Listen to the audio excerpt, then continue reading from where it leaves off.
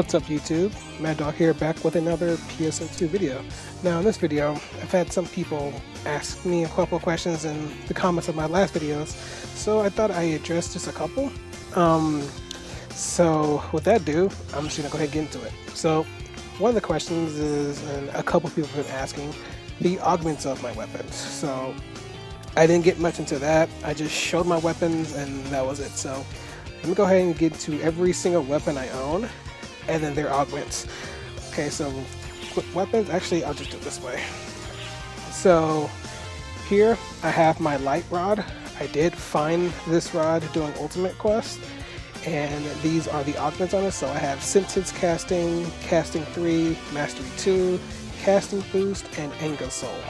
I meant to use a different soul, but I didn't have enough. So if you do hit back on your, or I'm going to call it back because I'm so used to 360. So if you just hit the back a couple times, you'll get more stats of your rod, of course, and then hitting L trigger will get you over to your weapon.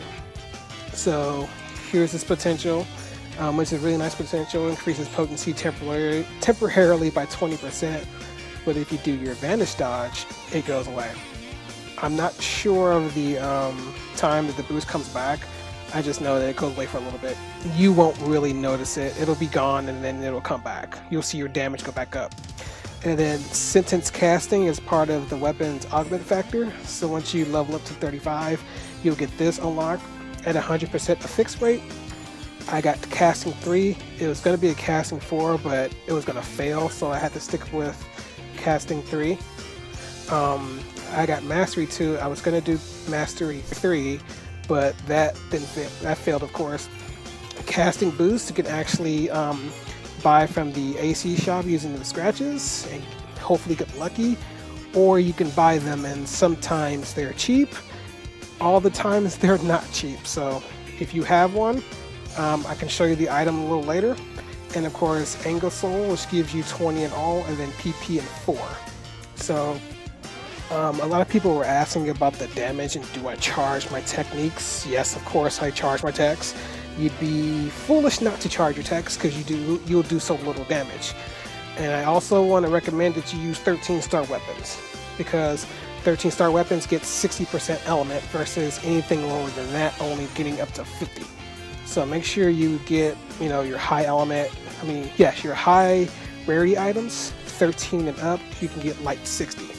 Or whatever element 60. So make sure you get a 13-star weapon up. And next weapon will be my fire rod. Now I bought this one. I know it's not the best rod to use, but with stats like that, can't really complain. And they kind of coincide with your rod shot for your range, for getting your PP back, because you shoot out blades. I actually go to the information. So you shoot out blades during your normal attacks, and those blades help you get your PP back fast too.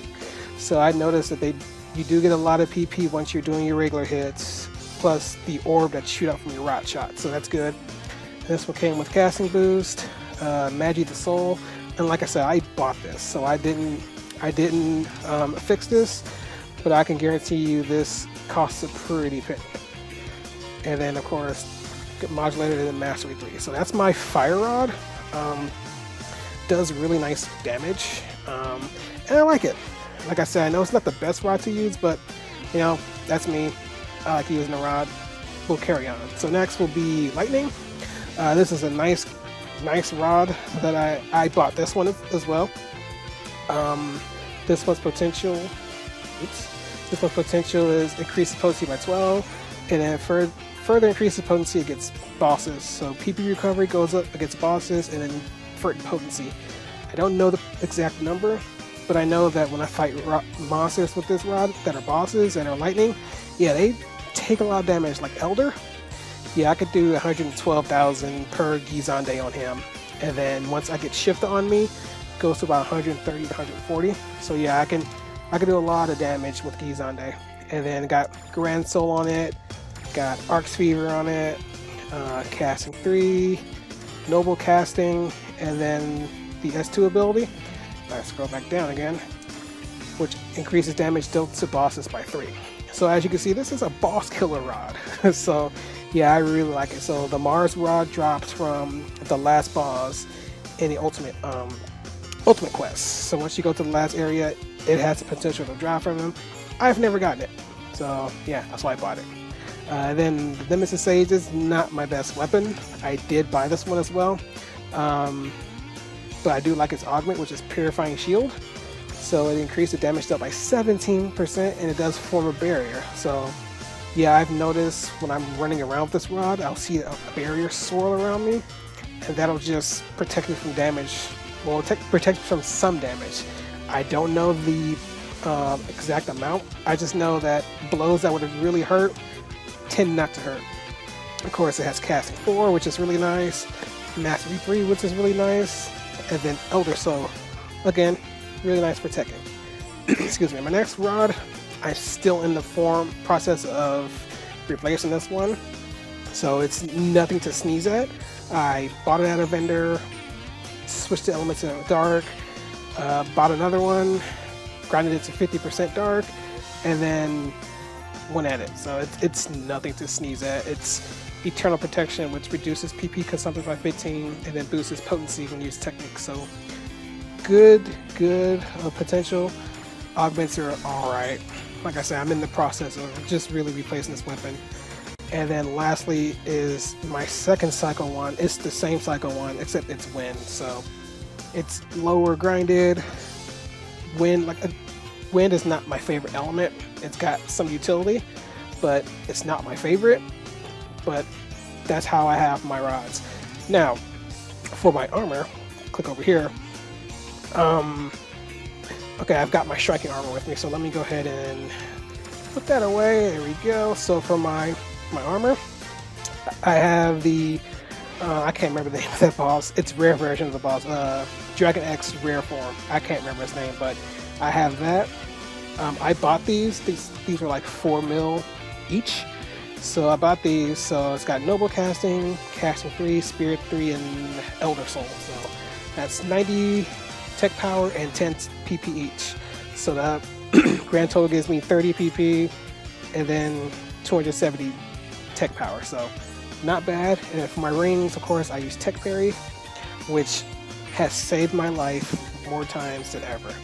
Which happens is the moment you start casting a tech, you'll prefer Perfect Guard, which is great.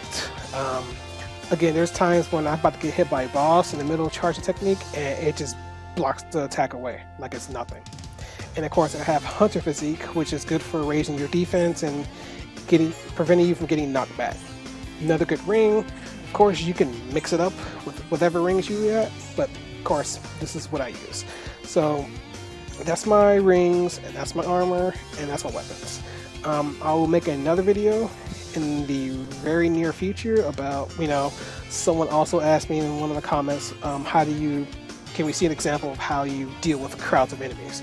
I will do that in a later time. I just want to get this video out so I could just show you guys, my augments on my weapons and stuff, which 2 of the rods, or moreover 3 of the rods, are work in progress. They just need a lot of Meseta and a lot of patience for drops. So hope you guys enjoyed the video.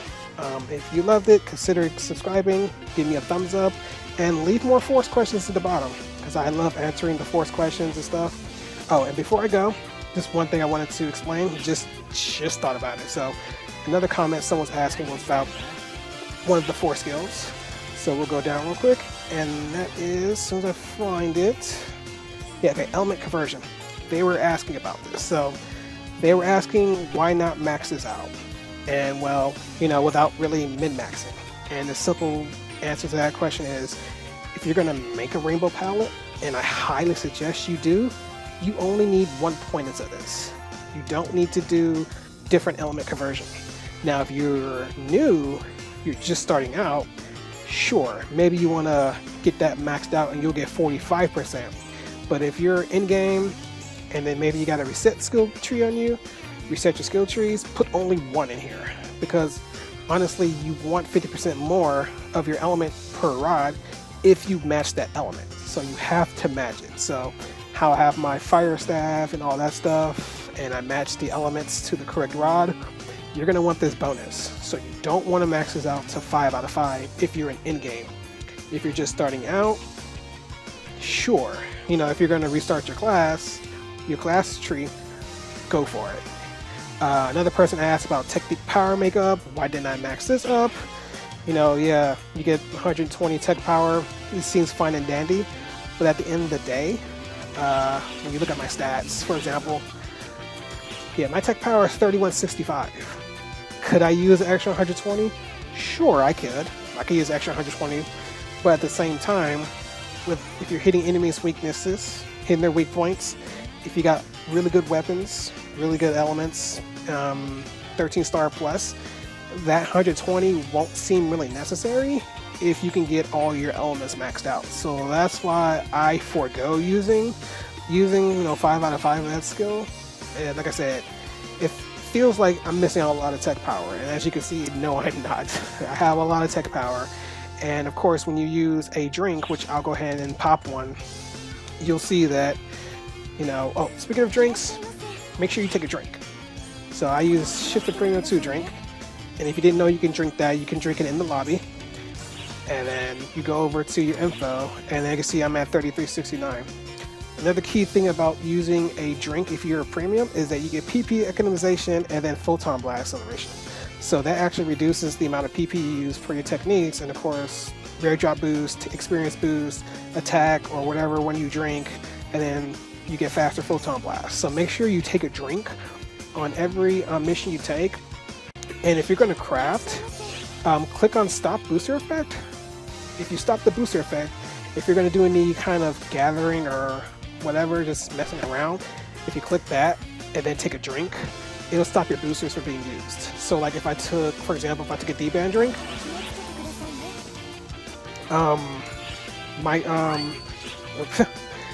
okay, so now as you see, my item effects are grayed out. So they're not going to be used if I run into a mission.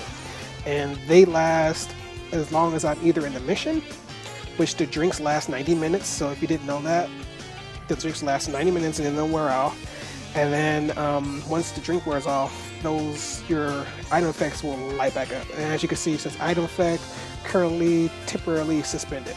So once I take a normal drink, so if I just take a shifted drink or a D-band drink, the booster effect goes away. So then I go to my character info and my boosters are back up. So there you go.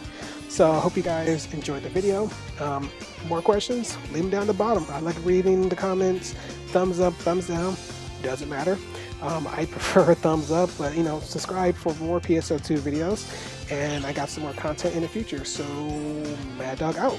Peace.